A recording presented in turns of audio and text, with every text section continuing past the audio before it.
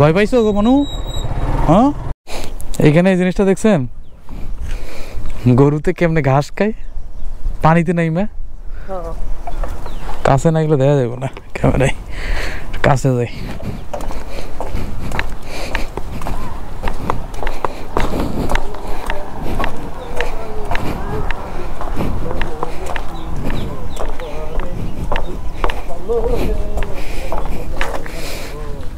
হে বেটা, একা একা ঘাস খাও?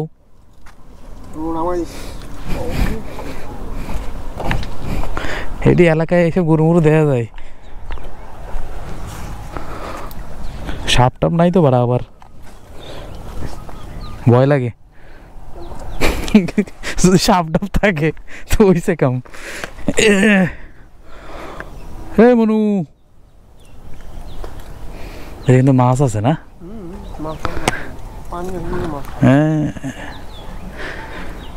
সাইদ ভাই আমি একবার আইছিলাম ওই কি এইদিকে, হ্যাঁ এইদিকে এসে ওই সোজা ওই পাশে গেছিলাম, তো ওইখানে আপনার ইয়ে করতেছিল, মাছ ধরতেছিল পোলা মানে।